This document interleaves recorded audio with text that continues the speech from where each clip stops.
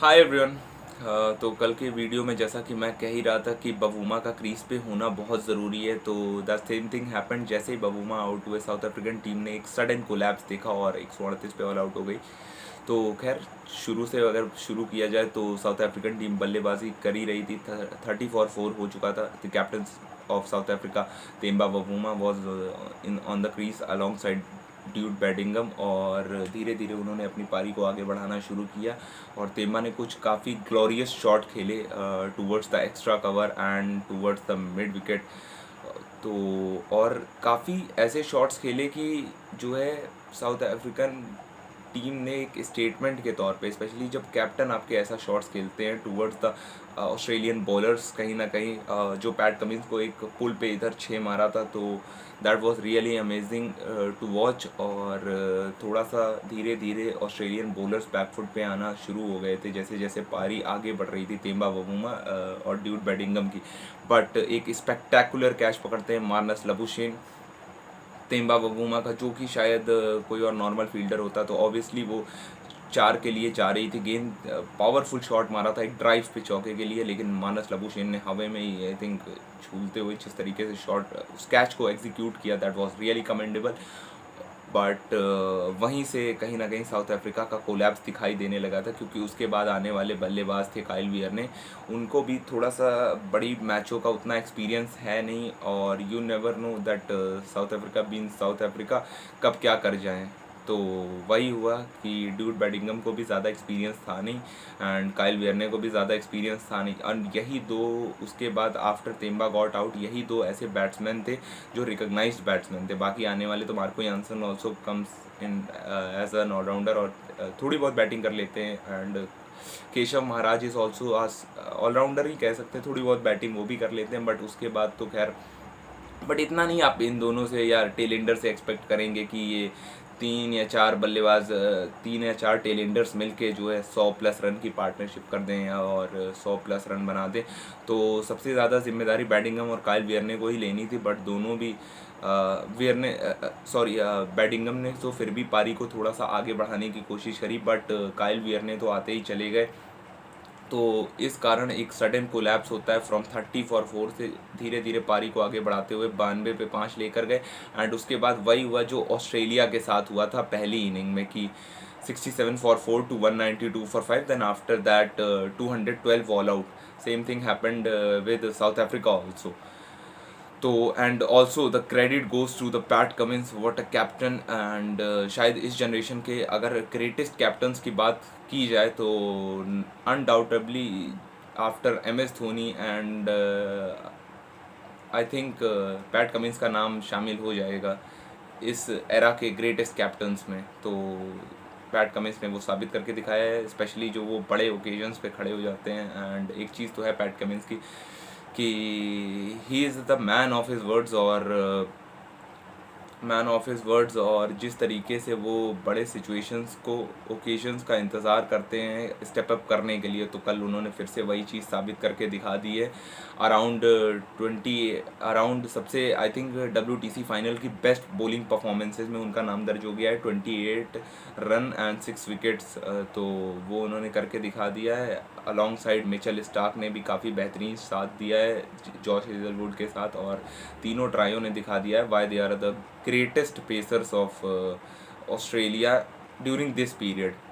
तो और कंसिस्टेंटली उन्होंने ये काम करके दिखाया है, जिस कारण साउथ अफ्रीका का कोलैप्स होता है और 138 रन पे ऑल आउट हो जाती है साउथ अफ्रीकन टीम, और ऑस्ट्रेलिया को देती है 60 रनों की, ऑस्ट्रेलिया सॉरी माफ़ करिएगा, ऑस्ट्रेलिया 60 रनों की लीड लेने में कामयाब हो जाती है, जो कि शायद ऑस्ट्रेलिया के लिए बहुत ज़्यादा लीड थी। और ऑस्ट्रेलिया अब चढ़ के आने वाली थी from the second innings, because कहीं ना कहीं उन पे वो एक्स्ट्रा बैगेज या एक्स्ट्रा कोई प्रेशर नहीं था माइंड पे कि अब अगर रन ना बने तो क्या होगा। They have that luxury that 60 run के बाद उन्हें अपनी पारी को स्टार्ट करना था। एंड कहीं ना कहीं ऑस्ट्रेलियन बैट्समैन ने अपने शॉट्स को भी काफ़ी बेहतरीन तरीके से एग्जीक्यूट किया, बट फ्रॉम द स्टार्ट, क्योंकि पहली इनिंग में अगर देखा जाए तो मार्नस लबुशेन, उस्मान ख्वाजा दोनों काफ़ी फंसे हुए नज़र आए थे from the very first ball. वो थोड़ा सा कॉशियस होके खेल रहे थे, but in the second inning there was a sudden change into the mindset of both batsman. Marnus Labuschagne and Usman Khawaja दोनों ने बहुत ही बेहतरीन तरीके से अपने शॉट्स को एग्जीक्यूट किया। स्टार्ट से ही जिस तरीके की कवर ड्राइव्स लाबुशेन ने खेली और कट शॉट्स खेले तो वो काफ़ी देखने में that was such a pure bliss.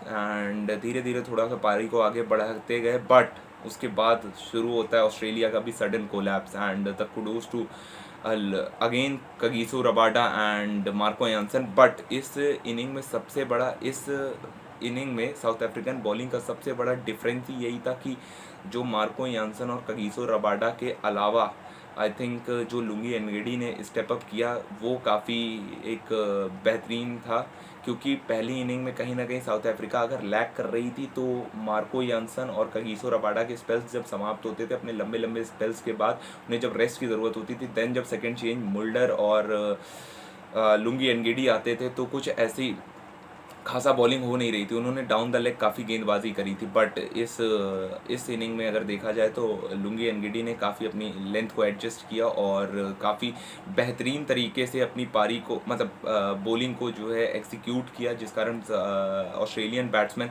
थोड़ा सा बैकफुट पे नज़र आए। क्योंकि और कहीं ना कहीं मेरे को लगता है कि ऑस्ट्रेलियन बैट्समैन थोड़ा सा रिलैक्स हो गए थे, because they were thinking of that we have 60 run lead, we are going to play our shots. तो उस चक्कर में जो है उन्होंने काफ़ी रैश शॉट्स भी खेले हैं एंड कुछ हद तक तो बात करी जाए तो अपने विकेट्स को फेंका भी है। स्पेशली आई थिंक अगर बात करी जाए स्टीव स्मिथ वगैरह के विकेट, तो दैट वाज लाइक कि हाँ यार बड़ा ही एक्स्ट्रा ऑर्डिनरी नहीं, बड़ा ही साधारण सा अपना विकेट फेंक दिया है, क्यों बिकॉज थोड़ा सा माइंड रिलैक्स हो चुका था ऑस्ट्रेलिया का।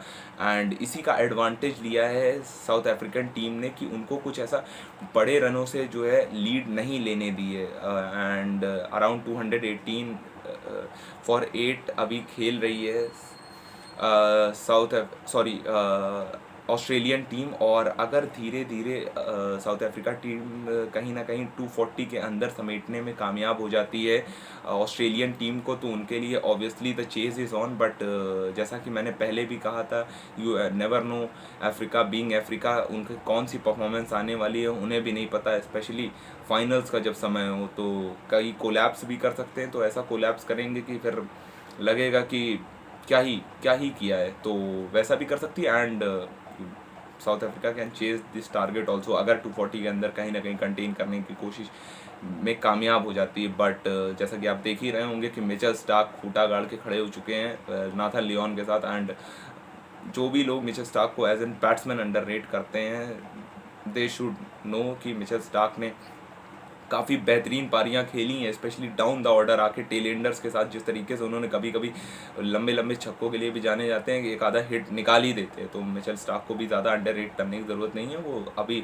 ही इज़ ऑन 45 बॉल्स खेल के 16 रन पे हैं और धीरे धीरे पारी को आगे बढ़ा रहे हैं। तो इस तरीके से अगर कहीं ना कहीं अगर इस पारी को अराउंड 20-30 रन और ले जाते हैं तो 250 तक अगर ले गए तो आई थिंक मुश्किल है फिर साउथ अफ्रीका के लिए। जहाँ 240-230 पार किया तो मुश्किल है साउथ अफ्रीका चेज़ कर पाएगी, क्योंकि अब चढ़ जाएंगे फिर ऑस्ट्रेलिया के जितने भी बॉलर्स हैं उनके पास तो वैसे ही मौका रहेगा। जब 212 के पहली इनिंग के टोटल के बाद जो है साउथ अफ्रीका का इतने सडन कोलैप्स करवा दिया, जब इतना था भी नहीं टारगेट कि क्लोज लेकर जाएं, और इतने रनों की लीड दे दी साउथ अफ्रीकन टीम को, ऑस्ट्रेलियन टीम को, तो वो तो काफ़ी फिर भी 250 रन तो बहुत ही हो जाएंगे साउथ अफ्रीकन टीम के लिए। एंड बट जैसा कि मैं कहता हूँ हमेशा, मैं क्या कहता हूँ, I think greats like Harsha Bhogle say this thing that test match is also like a life, it always gives you second chance, तो maybe this is the second chance for